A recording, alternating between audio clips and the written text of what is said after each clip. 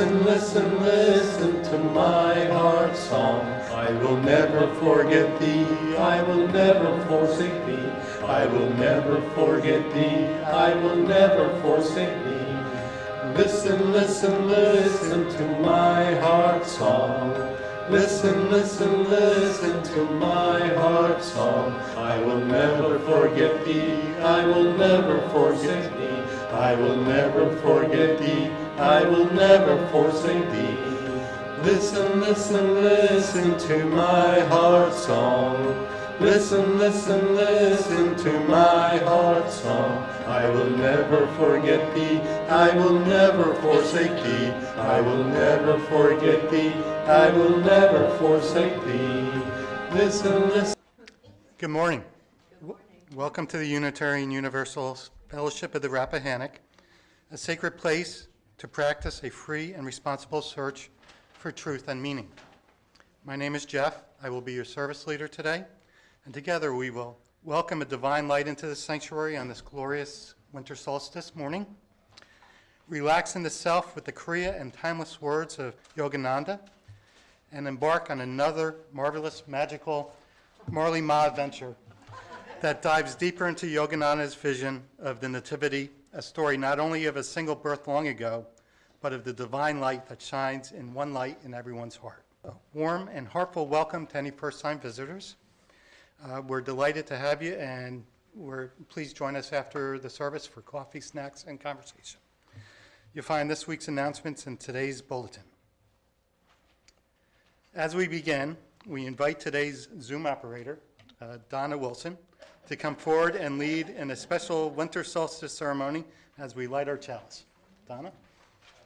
Today at 10:03 a.m., Sol, our life-giving nearest star, touched his lowest point in the sky on our northern hemisphere. Our shortest day, our longest night, and then we gain about a minute of light per day until June 21st. Here comes the sun, loves. There's a connection between the East Hindi calling in of the directions and Native American, Celtic, and pagan earth-based spiritual traditions. It was written about by Yogananda and inspired by Hinduism's sacred text. We all share and need and love the sun. It's a universal part of the human experience. Before the Abrahamic religions were a gleam in any god's eye, the pagans were celebrating the return of the sun. When you sleep through winters on a cave floor, you're much more mindful to be grateful of such things.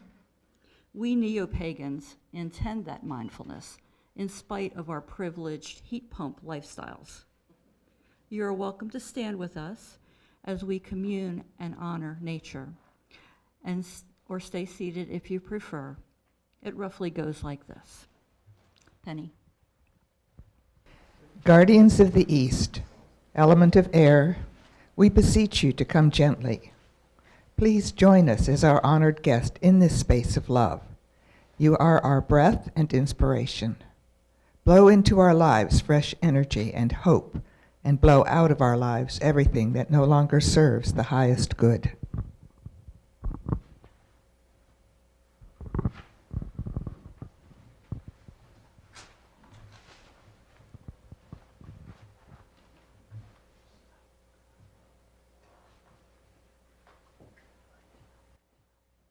So mote it be. Guardians of the South, element of fire, we beseech you to come gently. Please join us as our honored guests in this space of love. Your power and passion give us the spark of light, and your light illuminates truth and guides our path.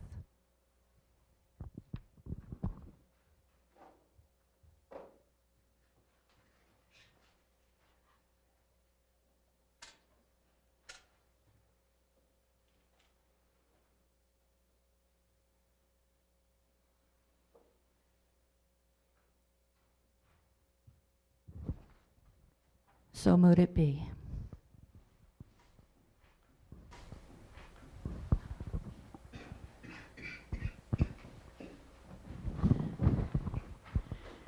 Guardians of the West, element of water, we beseech you to come gently. please join us as our honored guest in this space of love. We are creatures of water, and your river flows through our bodies, cleansing our minds and our spirits. So mote it be.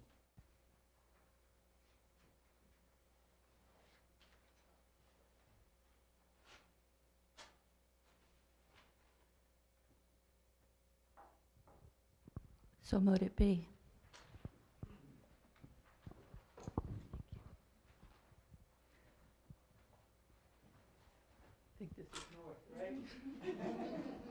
Guardians of the North, element of earth, we beseech you to come gently. Please join us as our honored guest in this space of love. You are the deep strength of our bones, the stardust from which we have come, and to which we shall one day return.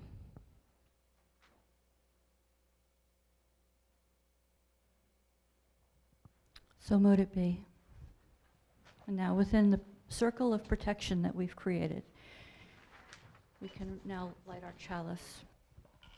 Sweet little flame, small piece of Sol, our star, welcome to your rebirth. My dear, we have sorely missed your warm caress on our cheeks. We have longed for your long days and for every beautiful thing that you quicken and make grow. You give us hope and lift us our spirits.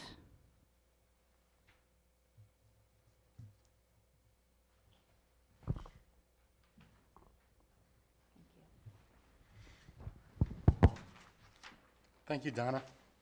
As Donna returns to the Zoom desk, I invite each of you to stare into the flame, soak the energy into your hearts. And if you choose, we're going to do a little meditation. Listen to the words of Yogananda as we absorb the light that comes within us. What you are is much greater than anything or anyone else you have ever yearned for. God is manifest in you in a way that is not manifest in any other human being. Your face is unlike anyone else's, and your soul is unlike anyone else's. You are sufficient unto yourself. For within your soul lies the greatest treasure of all, God.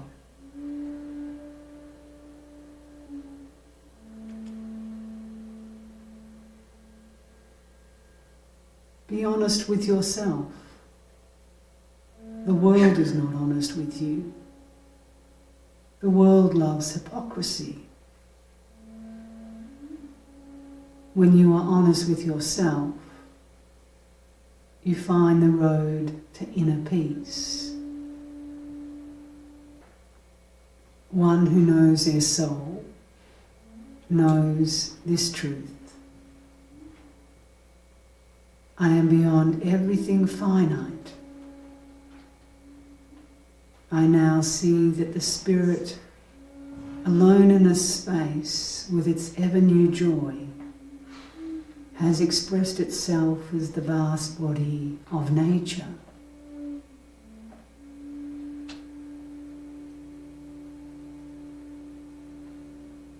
I am the stars. I am the waves. I am the life of all. I am the laughter within all hearts. I am the smile on the faces of the flowers and in each soul.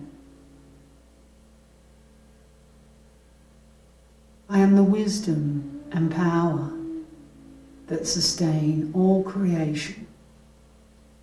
The greatest romance is with the infinite. You have no idea how beautiful life can be.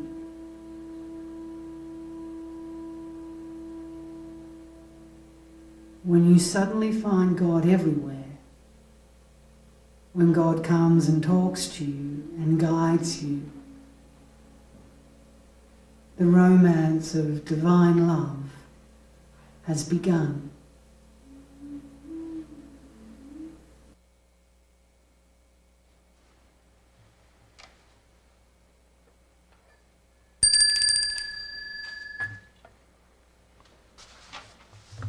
Marley, our new lay minister of UUFR, has shared almost 50 joyful years of marriage with her soulmate, Roy.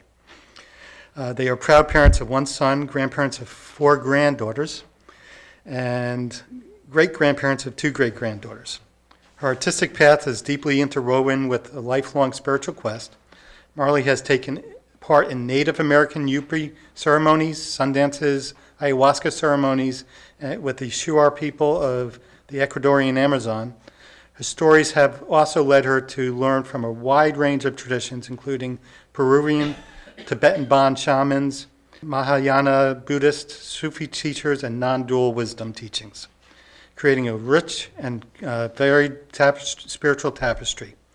Marley continues to walk the path inspired by Thich Nhat Hanh's "The longest journey we'll ever take is 18 inches from the head to your heart." So sit back and tune in through uplifting storytelling, sacred imagery, and contemplative blessings as she delves into deeper meaning of Jesus, birth as a symbol of spiritual awakening, humility, and inner guidance. Mom? The song that we sang was written by Yogananda, so I'm giving you a taste of a little bit of him. He wrote, and I'm reading from chapter 17, when he was coming here to America. He said, "America, surely these people are Americans. This was my thought as a panorama of Western faces pressed before my inward view. The vision continued, a vast multitude gazing at me intently, swept across the stage of my consciousness. The following day, I received an invitation to serve as the delegate from India to an international congress of religious liberals in America. It was to convene that year in Boston under the auspices of the American Unitarian Association. The eve of the departure, he went to get his blessings from his guru. And he was advised, forget you were born among Hindus and don't adopt the ways of Americans. Take the best of both people, he said, in his calm way of wisdom. Be your true self. Seek and incorporate into your being the best qualities of all your brothers scattered over the earth in various races. I won't share this, but he tells a wonderful story of when he's aboard the ship, which was a 2-month journey, and it was called the City of Sparta, and someone asked him to speak.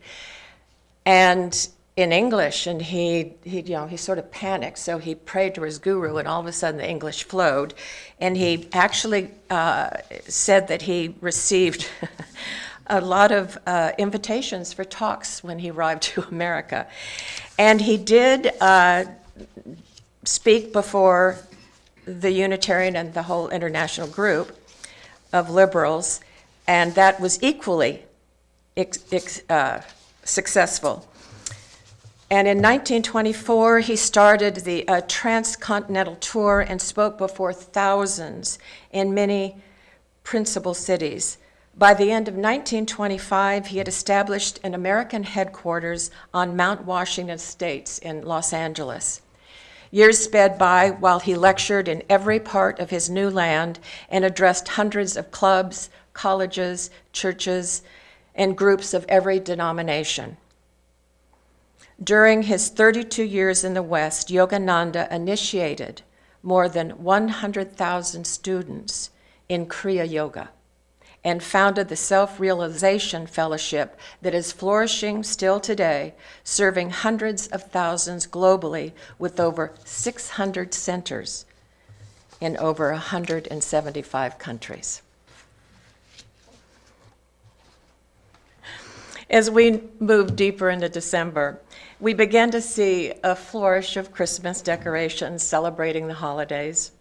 Among them are humble nativity scenes that we see popping up in front of church grounds. Children's plays bring the story of the birth of baby Jesus, and we are touched as they so sweetly sing, "O Little Town of Bethlehem."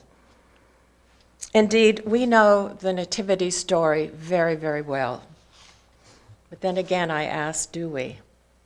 I wonder if we truly do. I wonder if there is not a deeper message in this story. Today, that is the lens through which I'd like to explore the story, through the teachings of Paramahansa Yogananda, who sought to recover the original mystical heart of Christ's message. He offers a different perspective, one that may feel both new and strangely familiar. One of Yogananda's key missions was to help resurrect the original spirit of Christ's teachings and free them as much as possible from layers of dogma and misinterpretation that had gathered over centuries. As part of his sacred work, he wrote a profound commentary on the New Testament and on the life and teachings of Jesus in his book, The Second Coming of Christ. For Yogananda, the story was never meant to be locked in the past. Rather, he saw it as a living story about the awakening of divine consciousness in every soul, what he often called the birth of the Christ consciousness, the experience of the sacred presence that is in and all around us. In the story, we are introduced to a star in the night, a manger, a mother and child, shepherds in the fields, and wise travelers along the road. It's an old story, a story that has been told year after year. Today, rather than asking what happened a long time ago, we might ask a different question. What is the story trying to awaken in us right now? How might the birth of Jesus be understood as a living symbol of the light being born within every human heart? That is how the great yogi Paramahansa Yogananda approached the Nativity. For him, the story of Jesus' birth was not just about one child, in one place, at one time. It was a universal story about the awakening of divine consciousness in all of us. Today, we'll walk through the story together, not as distant observers, but as participants. We will listen to what it might be saying to you and to me here in this fellowship, in this season, right now. First, we begin with the setting. The Nativity story takes place in the dark, in the stillness under a night sky. The world feels uncertain, restless, and weary. Many people are poor, displaced, and oppressed. It is not a peaceful time. That may feel familiar when we look at our world, at violence, division, loss, and the quiet struggles that never make the news. It can feel as though we too are living in a kind of spiritual winter. There is beauty, yes, but also fatigue and longing. Many are waiting for something, hope, direction, comfort, a sense that love is stronger than fear. Yogananda suggested that this outer winter mirrors an inner experience. Each of us knows what it is like to live through seasons when our own lives feel cold and dim, when grief, illness, change, or loneliness settle over us like snow. In these times, we may wonder, will the light return? Is there anything in me worthy of a new beginning? The story of the Nativity answers with a quiet, surprising yes. In the story, there is no room at the inn. The Holy Family is turned away from the comfortable places, the respectable places. Instead, the child is born in a stable or a cave, as some believe, among animals, straw, and the rough edges of ordinary life. Yogananda saw this as a powerful symbol. The inn is our busy, ego-centered life, full of noise, distraction, and self-importance. There is rarely room there for stillness, humility, or deep listening. So the divine is born someplace else, someplace quieter and more honest. For Yogananda, the manger represents the humble heart, not the perfect heart, not the impressive heart, but the heart that has been emptied of pretense just enough to receive something new. A heart that knows its own need, its own longing. Many of us feel unworthy of anything called divine. We think, not me, my life's too messy, too complicated, too flawed. Besides, I've lost faith in the idea of some divine being out there who will come save me. But the story insists that this is exactly where we're meant to be. It's where we're raw and vulnerable and humble and self-reflective and honest with ourselves. That's where the light chooses to be born. The manger, then, is not only a place in Bethlehem, it is a place in us. The guiding star. Above the humble scene shines a star, a point of light bright enough to draw wise travelers from afar away. Yogananda understood this as a symbol of inner guidance, of the light of intuition and insight that shines in every soul. We may have different names for it: conscience, inner knowing, the still small voice, the nudge of spirit. At times it may be nothing more than a quiet sense in the chest of yes or not this. In Yogananda's view, the spiritual life is in part the art of learning to notice and trust this star, to look up from our confusion and see that there is, in fact, a light that knows the way even when we don't.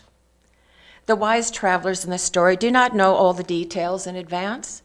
They simply follow one step at a time across strange lands, guided by a light they did not create.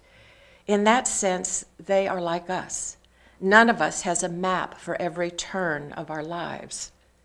But each of us is given moments of clarity, gentle guidance, and glimpses of what the next step just might be. The star is not only in the sky, it is also within, asking us where the light in our lives are calling us now.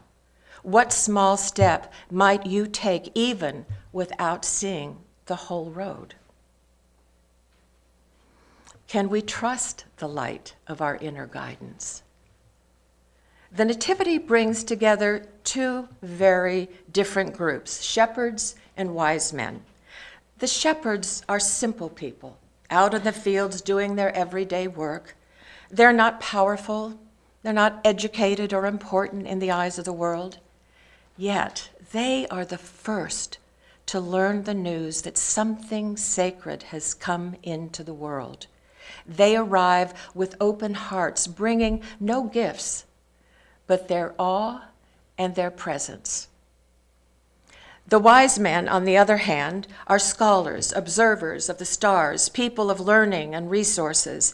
They arrive later, guided by study and careful watching, bearing gifts that symbolize honor and respect. Yogananda saw in these two groups a beautiful image of the different ways that we come to spiritual awakening. Some of us are shepherds at heart.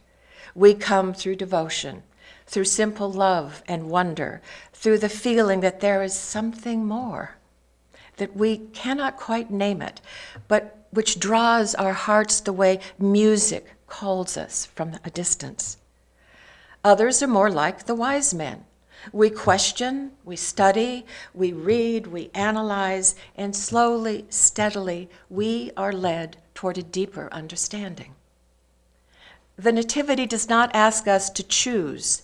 It says both ways belong, heart and mind, simplicity and depth, instinct and wisdom.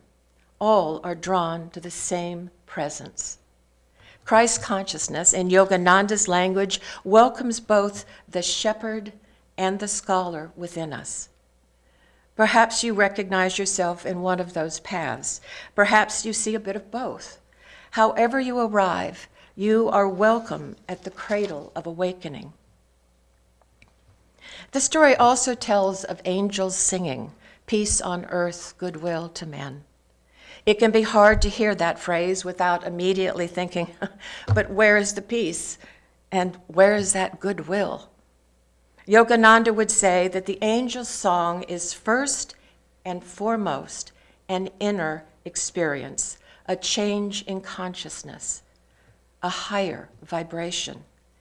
Peace on earth begins as peace in one's heart, and in one heart at a time, in the way we meet our own fears and in the way we treat those around us. We are reminded that of another way of living together is possible, beginning right here within us. Christ consciousness is this sense, is about a way of being, a heart that sees the sacred in others, that chooses compassion over contempt, understanding over judgment, and courage over despair. The angel's song, then, is not just background music to someone else's story. It is an invitation. Will you allow this peace, this goodwill to be born in you, in the way you speak, in the way you forgive, in the way you act? All these symbols, the manger, the star, the shepherds, the wise men, the angels, point to the same mystery, to something luminous that wants to be born in us again and again, not just once, but again and again. Bethlehem, whose name points to nourishment and the bread of life, can be seen as the place of spiritual sustenance within us. The star, the manger, the shepherds, and the wise men are living symbols within our own psyche, as are Joseph and Mary, who can be seen as the longing within for the sacred marriage of love and wisdom. This inner union is what brings forth the light of higher consciousness, the Christ child within us, when that sacred marriage of love and wisdom are united.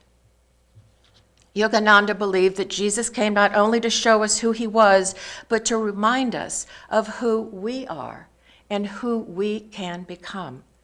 The Christ he spoke of was not a last name, but a state of awakened love and wisdom that is possible in some measures for every human being. We may not use the same words, and in other traditions we might speak of the Buddha nature, the divine spark, the inner light, the true self. The language shifts, but the essence is remarkably similar. There is something within us that is larger than our fear, deeper than our wounds, and more enduring than our mistakes. The Nativity, as Yogananda read it, is the story of the presence coming into conscious awareness. Fragile, vulnerable, but real within the small shelter of a human life. So as we hear the story again this year, we might ask, where in my own life is there something new trying to be born? Where am I being invited to greater compassion, to deeper honesty, or a wider love? What in me is ready to awaken? If this is more than a story back then we have a part to play in it. We are the innkeeper deciding whether there is room in our schedules, our priorities, and our hearts for anything new and holy. We are the shepherds, startled by moments of wonder breaking into the ordinary day. We are the wise ones, following whatever light of understanding we are given step by step. And we are Mary and Joseph, carrying something precious and not yet revealed, doing our best to protect and nurture it in a world that does not always make room for tenderness. And sometimes we are the manger itself, the simple, unpolished place where a greater love can rest for a while until it is strong enough to stand in the world. If that is true, then the question is not, did this happen? But how is this happening in me, in us, in this fellowship right now?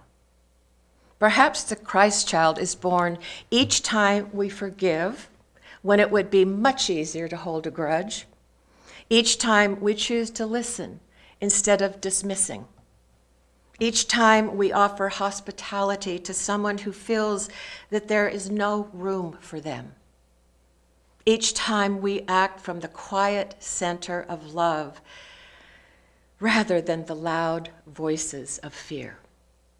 In those moments, the light is born again. In just a moment, we will turn from words to symbol by lighting candles together. Before we do, let us gather all of this in a single reflection.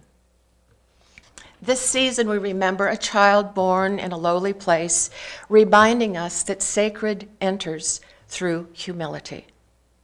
A star that guided wanders in the dark, reminding us that there is an inner light available to our own confusion and seeking. Shepherds and wise men reminding us that another way of living together is possible, beginning within.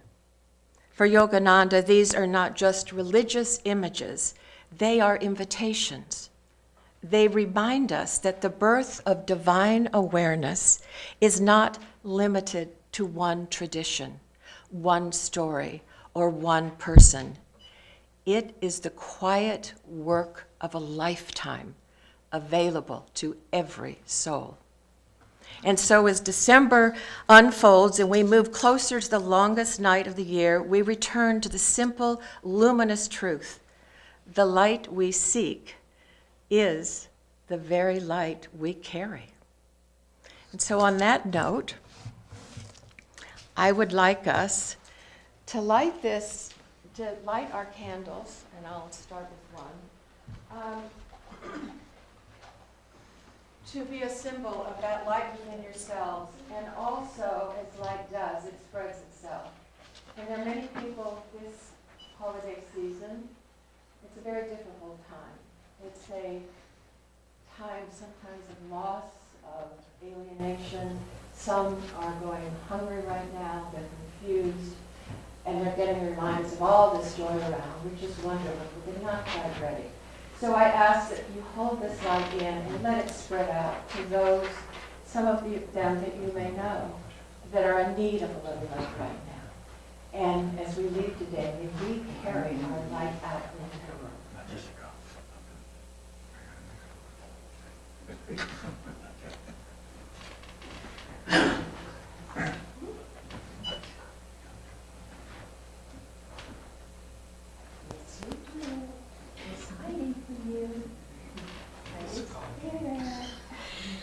It's spoken in the book.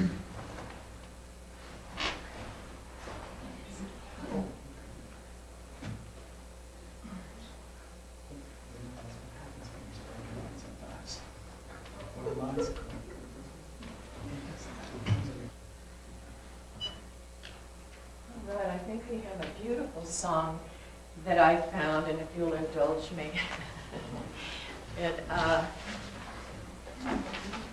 I think it speaks to everyone. We'll get Jeff. I have Jeff multitasking today, so I'm sorry.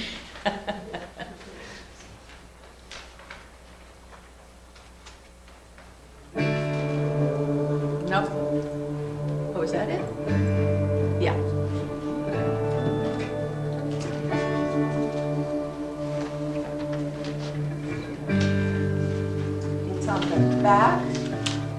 It's called I Am the Light.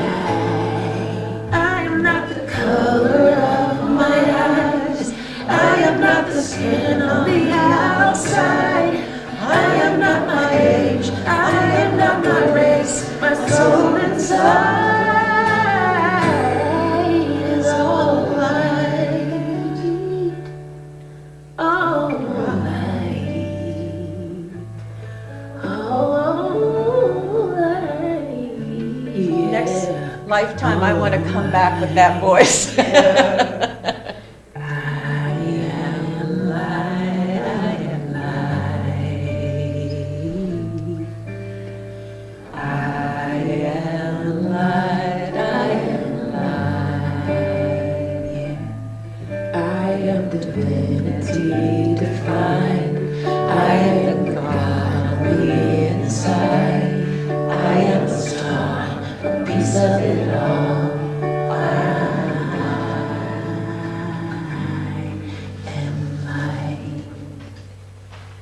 Indeed you are. We are. Shine brightly.